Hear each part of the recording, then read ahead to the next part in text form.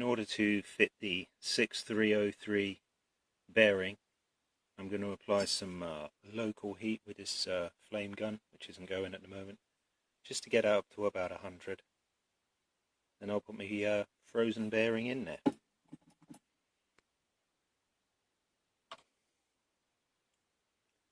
Okay, that's the output bearing in there. Now it just remains for the crank shaft bearings, main end bearings, to go in. Took quite a battering actually. Okay, it's the left hand main end crank bearing in. Feels nice. This one feels a bit funny, but there you go.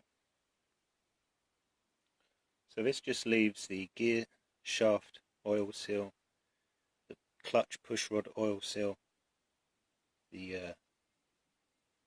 output shaft oil seal, and the left hand main end bearing oil seal to put in, and then this will be ready to go on top.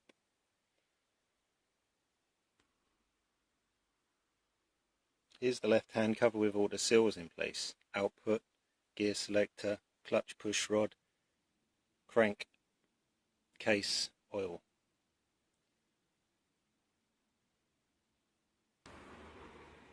So I'm going to fit the right hand main end bearing in this aperture after I've given it some local heat with this. The gearbox is in place and that's okay. It shouldn't be too hard to get it in there. It's just a bit awkward to get it square on these blocks because of various dowels and things sticking out the other side. Here's a rear view of the right hand main end bearing in there.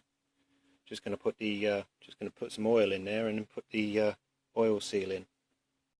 Okay, just put some oil on the crank here and slid it back into its new bearing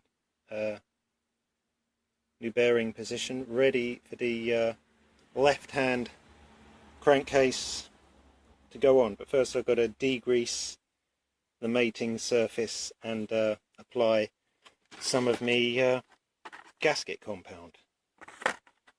So that'll be exciting. Now I know you've been here before, but this time I remembered to take my D10 plunger out so they won't get sandwiched together. Now, and you don't need loads of this blue stuff, just on one side, and don't necessarily go round the bottom of the crank because the stuff oozes out. And there it is. So anyway, this all turns nice. Got to remember to put the crankshaft in. Oh dear. Okay, got the two halves together now with my with some joint in there. This is nice and easy. Turns the shaft there. So I just put the neutral light switch back in. Okay, the DT50 coming on now. I've put the stator plate in there and put the rotor on, lining up some marks with the top dead center and the marks on the stator plate, using the torque wrench to get that up. And I've been waiting now for my new gear selector shaft, which has got much better splines on the end, in much better condition than the splines on the old one, which was causing the lever to slip.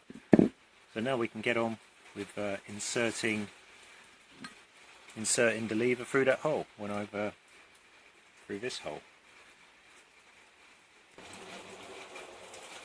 Okay, so quite simply we push the lever through the hole here, and it comes out down here through the output shaft seal, and now we can begin to put this stepped spacer on, and I need to tighten this down.